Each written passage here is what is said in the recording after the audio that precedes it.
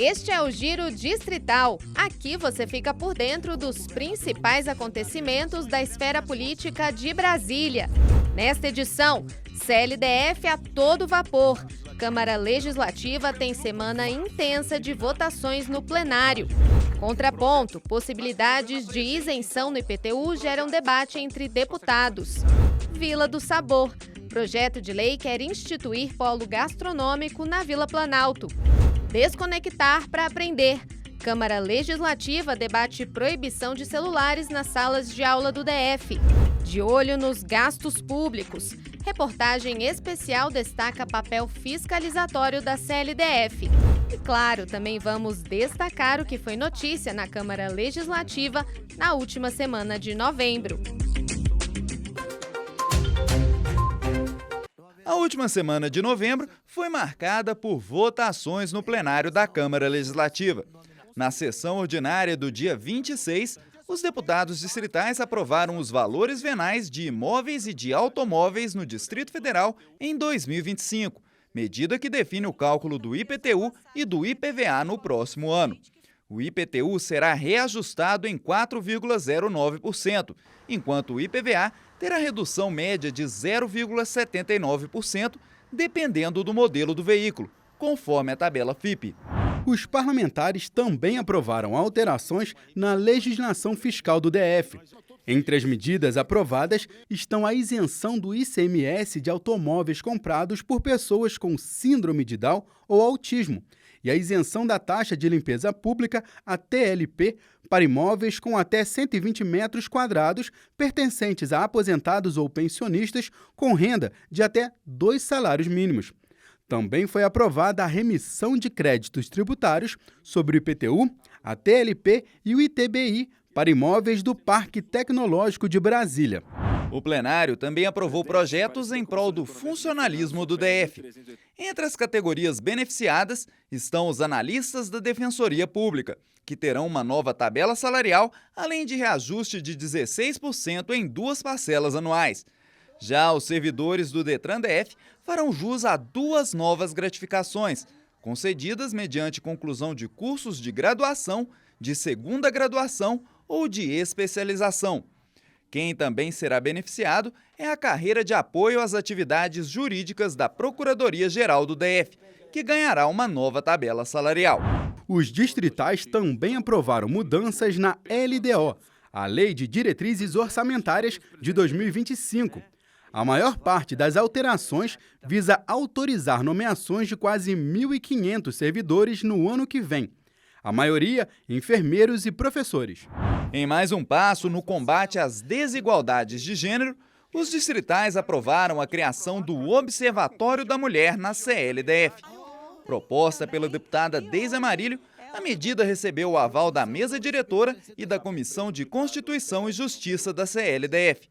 O observatório vai monitorar violência, saúde, direitos sociais e outras questões ligadas à pauta feminina.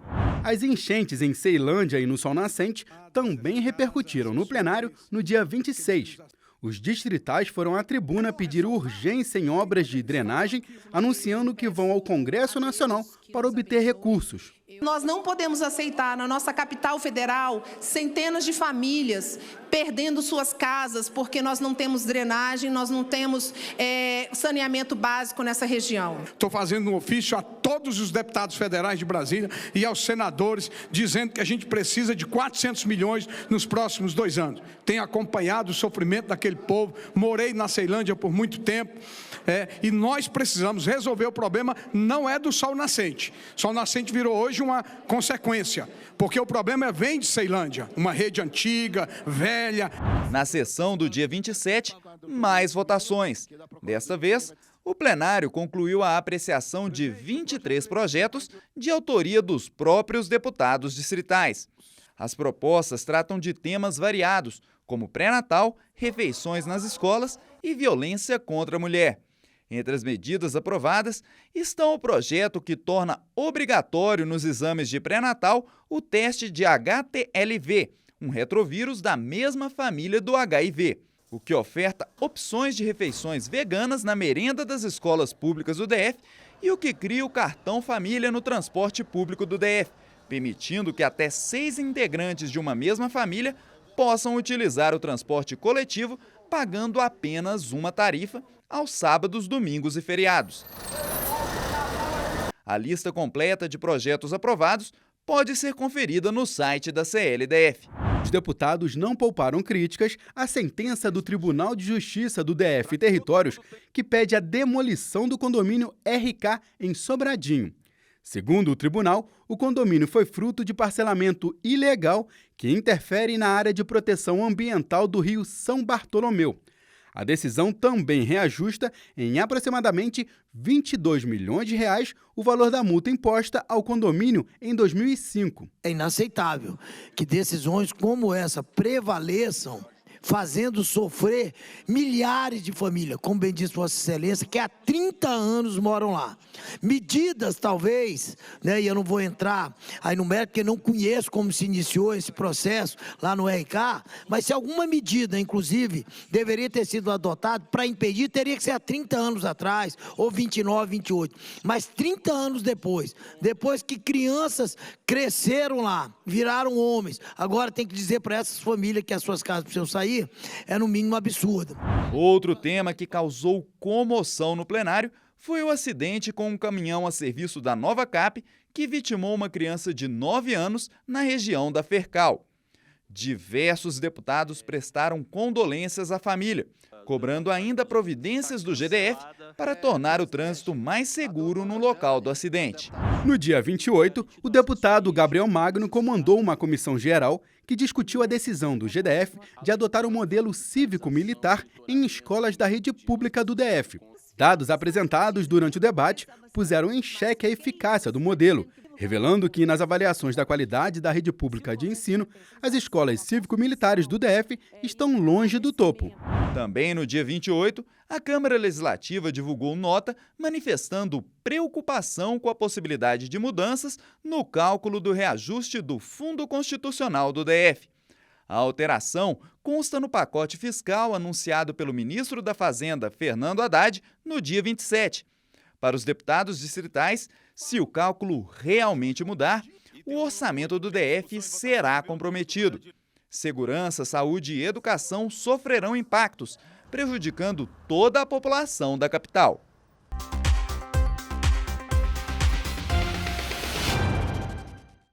Durante as discussões sobre o projeto de lei que aumentou em 4,09% o valor da base de cálculo para o IPTU aqui do Distrito Federal, o deputado Gabriel Magno, do PT, apresentou uma emenda para isentar desse reajuste imóveis com valor venal de até R$200 mil.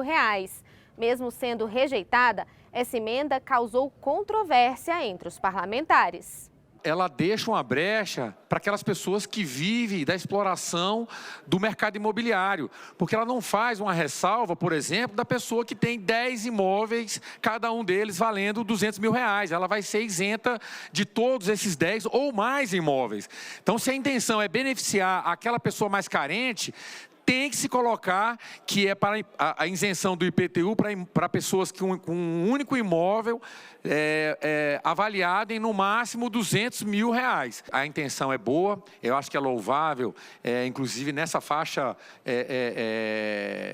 de moradores do Distrito Federal, porém é natimorto, e aí é para jogar para a plateia mesmo, expor aqueles parlamentares que inclusive fazem um mandato técnico e observando as limitações do nosso mandato. O deputado Roosevelt tentou emplacar que a emenda é para jogar para a plateia porque trata de isenção de receita, sendo que ele mesmo apresentou uma emenda num projeto de lei orçamentária para isentar uma categoria do imposto de renda. Então, jogar para a plateia, quem faz aqui não somos nós.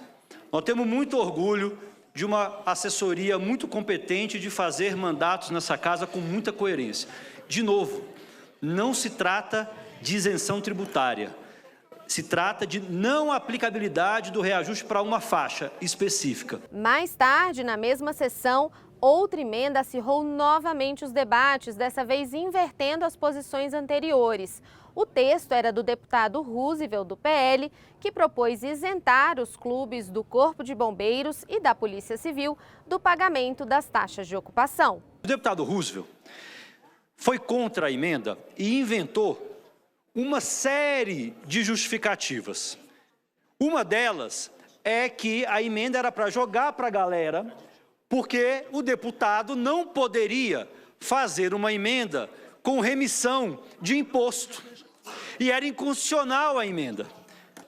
Ele está fazendo a mesma emenda que ele criticou. Não era uma questão técnica, não era uma questão legal. É por convicção ideológica, por convicção política. Está claro que há uma questão ideológica colocada aqui. A gente apoia todos os projetos que vão no sentido de apoiar aqueles mais desfavorecidos, mas quando a gente vê um ataque a instituições que defendem a sociedade ao tempo todo, e a gente vê que faz parte da retórica de partidos de esquerda trabalharem contra deliberadamente as forças de segurança, é isso que eu estou vendo aqui.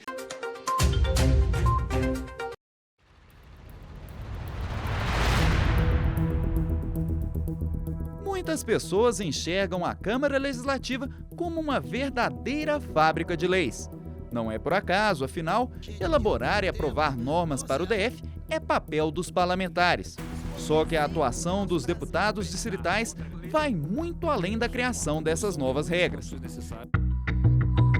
Fiscalizar as ações do GDF também é responsabilidade da CLDF, uma função central para garantir que as políticas públicas atendam de fato aos interesses da sociedade. Melhor do que fazer leis, primeiro, é executar as que já existem. Então, esse papel fiscalizatório, ele é tão importante quanto elaborar, votar e aprovar leis.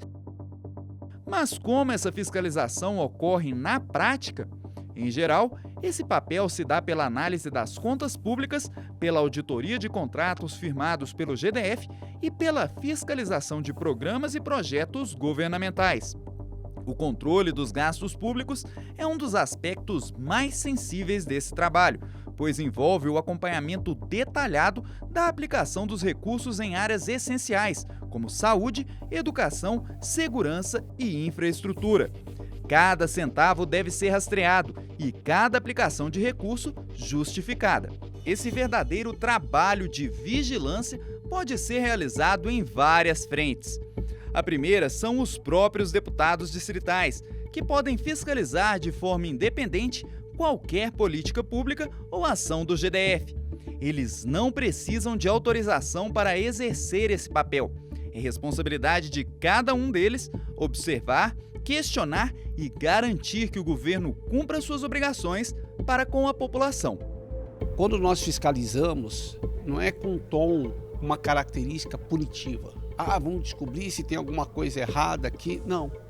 Quando nós fazemos isso, é bem intencionado para poder ver o seguinte. Primeiro, se aquela ação do governo, se aquele projeto, se aquela política pública, ela está, primeiro, atendendo bem a população, se está sendo feito de uma forma legal, legítima, e também tem que ver a parte econômica.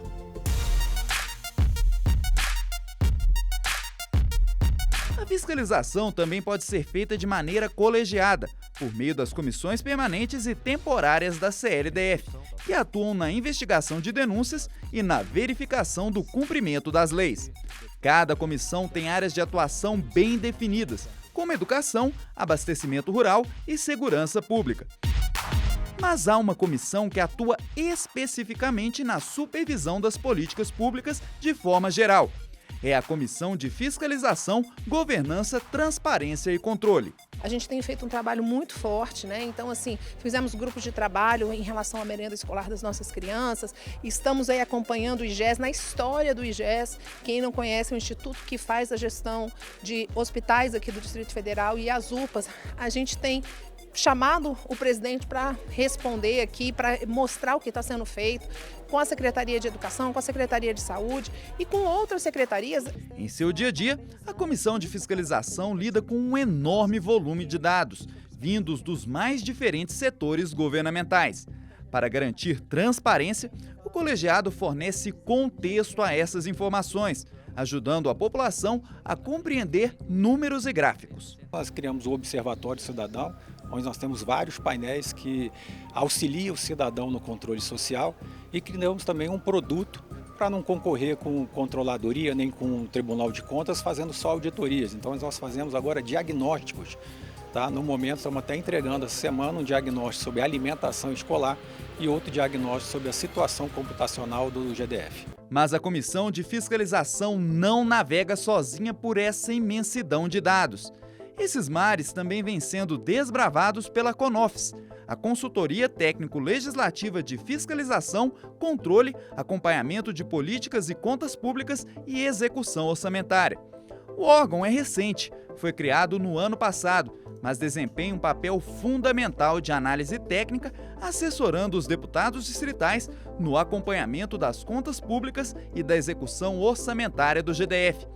Qualquer parlamentar ou comissão pode requisitar ao setor estudos e pareceres para subsidiar ações fiscalizatórias. Ela foi criada nesse sentido de contribuir com o mandato do deputado, com a casa, que o papel da Casa dos Deputados é fiscalizatório mesmo, e a gente vem para ajudar.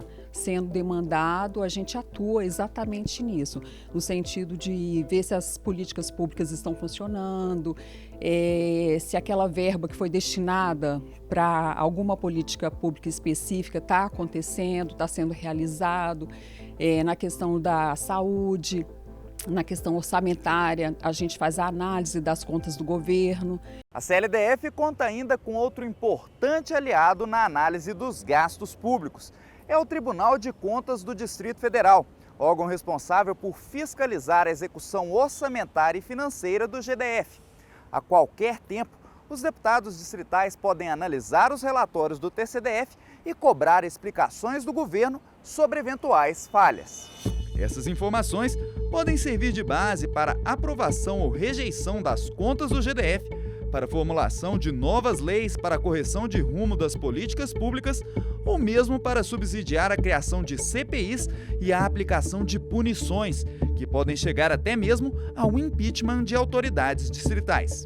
Mas há ainda outro importante aliado da CLDF na tarefa de fiscalizar. É você, cidadão. Qualquer pessoa pode procurar a Câmara Legislativa para denunciar irregularidades na execução de políticas ou na aplicação dos recursos públicos. Boa parte das ações fiscalizatórias começa assim. Aqui na Câmara Distrital nós temos a ouvidoria, então nós temos um canal que as pessoas reclamam, demandam, e nós já tivemos inclusive ações, infelizmente ações que foram parar nas páginas policiais aqui do Distrito Federal por conta de denúncia. Então é muito importante que as pessoas coloquem, elogiem, mas também que elas denunciem o que está acontecendo, como está acontecendo, por quê? Porque tudo isso fica registrado e nós podemos ter mais embasamento para a cobrança.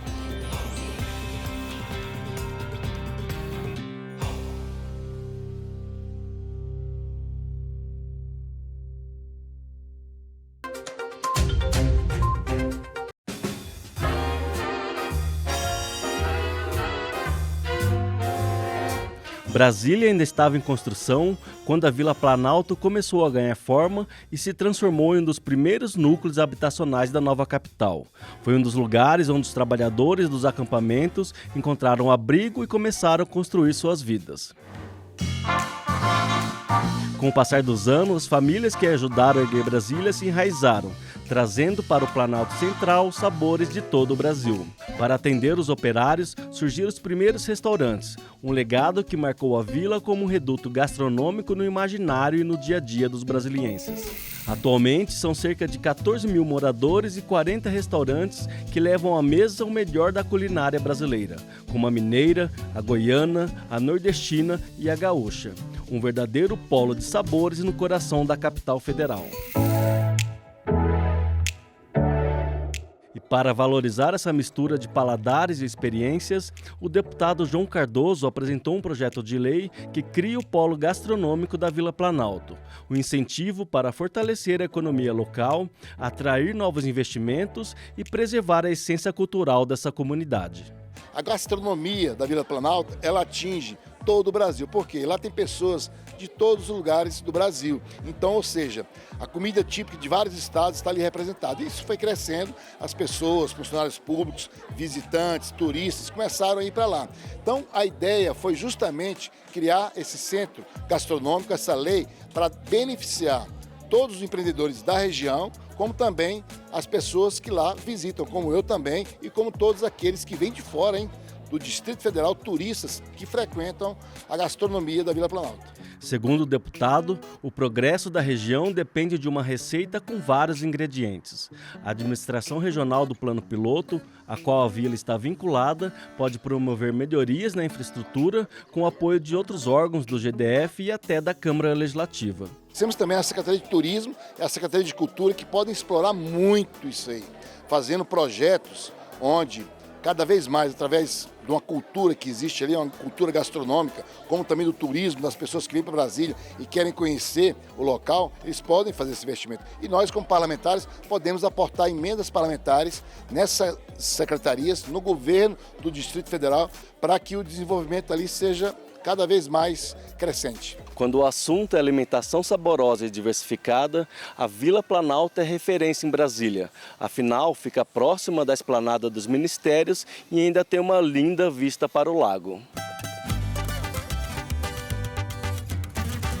A história desse estabelecimento começou há cerca de 20 anos, mas foi somente em março desse ano que Carlos e Valdernir assumiram o ponto herdado da família. Foram 100 dias de reformas e dedicação para transformar o espaço. E em setembro, abriram as portas de um restaurante que apresenta os pratos típicos do sul do Brasil. A proposta já conquistou uma clientela fiel dos ministérios, da Praça dos Três Poderes e do setor hoteleiro. Nosso caro forte hoje é a nossa chuleta. Chuleta, às vezes muita gente não conhece o que é a chuleta. A nossa chuleta, vamos supor, é o contrafilé com osso, né? Daí ela tem os acompanhamentos, né? Que acompanha arroz, feijão, macarrão, a polenta brusculada, ovos fritos, né? Então a variedade, o nosso foco hoje é a chuleta. Essa polenta e a chuleta é preparado na chapa, a polenta é feita, então é uma polenta crua que vai em cima da chapa brusculada, que nossa região do sul fala essa palavra brusculada, polenta brusculada. Com esse projeto de lei em tramitação, os empreendedores vislumbram melhorias. Esse projeto de lei pode influenciar bastante na infraestrutura, tanto quanto ela econômica, quanto no turismo, né? Que pode agregar mais valor para a Vila Planalto em questão. Acho que vai ser de grande importância essa lei, que vai intensificar um pouco mais a Vila Planalto e dar um reconhecimento maior para ela em vista de ser um polo gastronômico. Um lugar onde a história, a cultura e a gastronomia se encontram. Com a rota gastronômica, a Vila Planalto agora vai poder conquistar mais paladares e corações.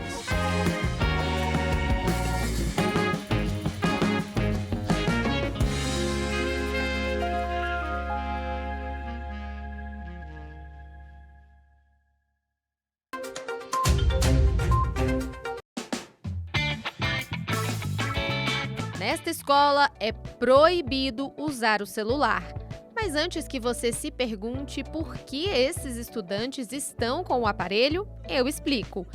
Para ilustrar essa reportagem, tivemos de emprestar nossos telefones para eles, já que eles sequer trouxeram os aparelhos pessoais. Por aqui, a norma foi instituída há bastante tempo, desde 2009. O celular é usado apenas para questões pedagógicas em momentos específicos. Mas a diretora da escola observa que, especialmente depois da pandemia, alguns estudantes tiveram dificuldade de ficar longe do aparelho. Os adolescentes, em especial, no pós-pandemia, a gente observa que eles têm mais dificuldade de ou não trazer o celular, ou se trouxerem o celular, de deixar o celular na mochila. Então, de repente, quando a gente vê, já tem alguém puxando esse celular ou olhando, né? Então, hoje em dia, constantemente, a gente precisa recordá-los das normas, pedir, o que antes da pandemia é como se o celular nem existisse mesmo no espaço escolar. Mas o que eles acham dessa proibição? E mais, por que eles gostam tanto de usar o celular? A gente bateu um papo com essa galerinha para entender melhor. Não usar o celular na escola é bom, até para o nosso aprendizado, para o nosso desenvolvimento, mas eu acho que, tipo assim, uma vez por semana eu acho que seria legal. Lá em casa também eu acho que eu uso bastante. Você usa bastante? Você usa para quê, geralmente? O que você fica vendo no celular? Normalmente eu fico vendo, igual ela, o Pinterest e o WhatsApp bastante também, conversando com os meus amigos, fazendo chamadas de vídeo. Às vezes eu ligo para os meus amigos para a gente jogar, porque um mora longe do outro, aí fica difícil de toda vez se encontrar assim. Aí a gente se liga. Vocês também, meninas, cumprem as obrigações antes de usar o Pinterest, por exemplo? Em alguns momentos sim, em alguns momentos não. Algumas vezes eu procrastino algumas coisas. Você, Maria Luísa? Às vezes eu tô assim fazendo o dever, eu acho muito difícil. Aí eu saio, vou olhar o celular e acabo perdendo a hora. A responsabilidade de dar ou não o celular para uma criança ou um adolescente vai muito além do ambiente escolar. E tem uma questão que pesa bastante quando a família está envolvida nisso. É que nós, adultos, estamos constantemente conectados nesse aparelhinho. Isso acaba estimulando os mais jovens. E aí o grande desafio é tentar achar o equilíbrio entre o uso consciente, a quantidade de tempo utilizando o aparelho celular e também a inclusão digital. Foi pensando nessa regulação parental que surgiu o movimento Desconecta.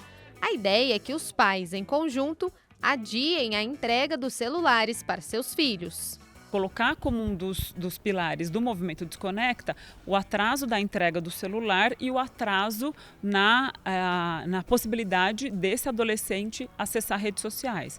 Então, hoje o movimento Desconecta ela coloca como 16 anos a idade para que os adolescentes tenham acesso a redes sociais e que a entrega do celular seja feita a partir dos 14 anos. Mas por que adiar essa entrega? Esta neurologista infantil explica os possíveis prejuízos de crianças e adolescentes acessarem as telas precocemente. O primeiro que os pais costumam perceber é sono, porque para a gente sentir sono, a gente precisa secretar melatonina, que só vem quando escurece. Então, se o sol se pôs, mas eu estou com luz aqui na minha retina, a melatonina não vem. A gente tem um prejuízo direto de atenção, de irritabilidade, ansiedade e às vezes até depressão, tá? Então a gente percebe muita alteração de comportamento. E aí, como eu falei, as crianças pequenininhas a gente vai ver ainda mais isso. Isso sem falar em obesidade, porque induz a sedentarismo, e também alteração visual, miopia, principalmente relacionado à proximidade da mídia aí com o olho. Toda essa discussão veio parar na Câmara Legislativa do DF.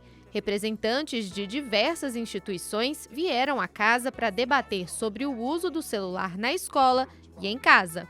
As crianças e adolescentes são responsabilidades da família, do Estado e da sociedade. Então essa discussão tem que ser feita permeando todos esses atores, e a família é muito importante, porque em casa muitas vezes o uso também não é supervisionado, a família tem que ter informação, né? O acesso digital, ele é antidemocrático quando alguns sabem utilizar um instrumento de forma correta, pedagógica, a potencializar suas habilidades, e outros utilizam o instrumento para vício, apenas para uso recreativo, para acessar conteúdos que muitas vezes são conteúdos inapropriados. A representante do movimento Desconecta lembra que os adultos também precisam se desconectar e dar o exemplo dentro de casa. Não adianta eu seguir corretamente o que tem que ser feito com a criança se eu estou sentada à mesa no jantar em casa com o celular na mão e meu filho comendo e eu não interajo com meu filho.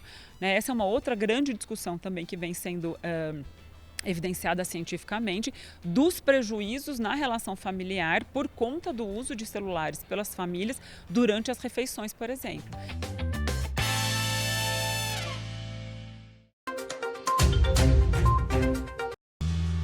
Olhos sobre tela, porcelana, fotografias, colagens. Diferentes linguagens artísticas reunidas em uma única exposição no foyer da Câmara Legislativa exibem a diversidade da Academia Internacional de Cultura, entidade que em 2024 completou 27 anos de criação.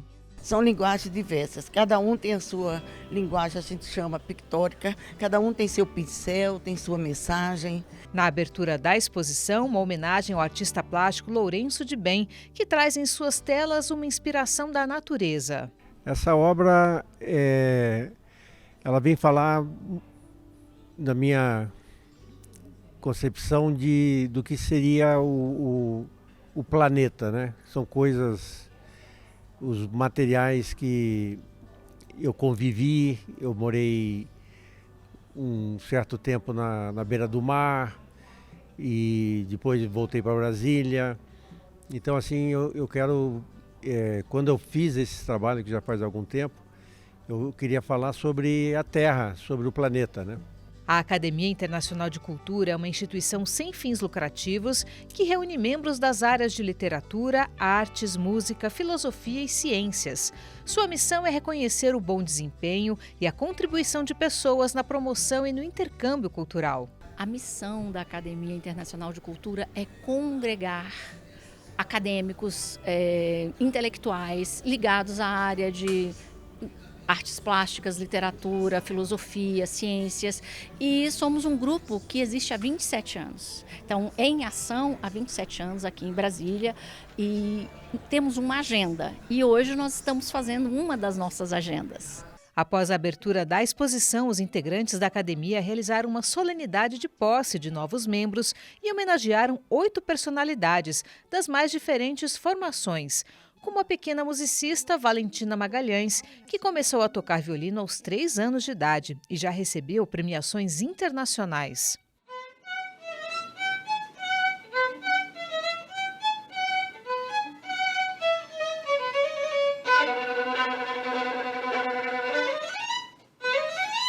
A 6ª Mostra de Artes e Literatura da Academia Internacional de Cultura fica aberta à visitação pública até o próximo dia 10 de janeiro. Nós adoramos esse espaço, né? Somos muito recebidos aqui, somos muito gratos por estar aqui na Casa do Povo e trazendo um trabalho tão lindo quanto esse.